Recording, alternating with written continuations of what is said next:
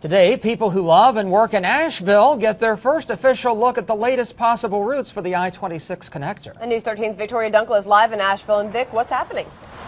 Well, today is a chance for them to have a meeting where they can go down and take a look at the proposed route, how it looks on a map, and also ask questions of members of the DOT team.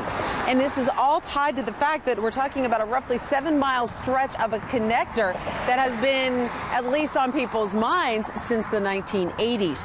Now, in my last half hour, I told you I'd explain a little bit about the idea of the most likely plan at this point. Granted, no final decision. However, just a few weeks ago, Asheville city leaders and Buncombe County leaders did reach a compromise and a decision, and they made their choice on the route because the state said you can do this and it may increase the chances of it being bumped up as a project on the priority list. So right now what we're looking at is basically a plan to update and widen I-240 from I-40 to Patton Avenue, and then it would go north from Patton Avenue on a new route across the French Broad River and connect to US 192370 just south of exit 25. That's the Riverside Drive UNC-Asheville area there.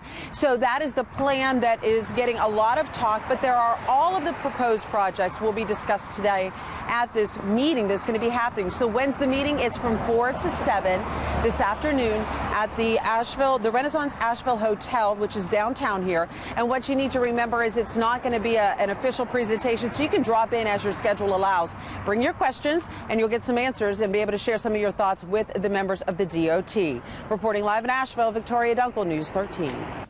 News 13's Victoria Dunkel is live near part of the proposed I-26 connector. Victoria, what's the next move there?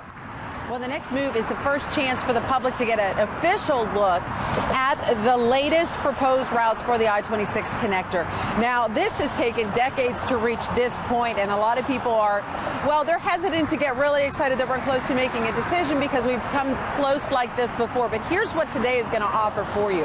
You're going to get a chance to see the final results of the latest routes that have been put together, and they include the route that the Asheville City and Buncombe County leaders chose as their pick when they were given a deadline by the state DOT just this past March 31st. They came up with a plan. They chose one of the routes based on the cost effectiveness of it, and that was chosen because the idea was to bump up the priority of this project on the state's list.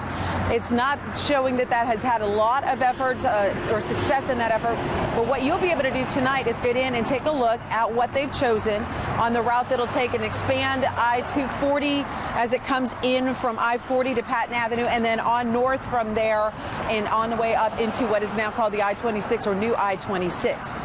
The meeting is from 4 to 7 tonight at the Renaissance-Asheville Hotel in downtown, and it is a drop-in meeting. So if you can't be there the whole time, it's not that big of a deal. You're not going to miss some major presentation.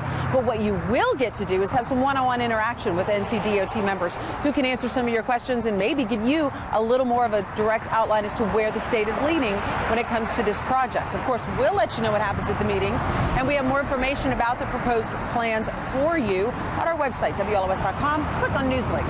Reporting live in Asheville, Victoria Dunkel, News 13.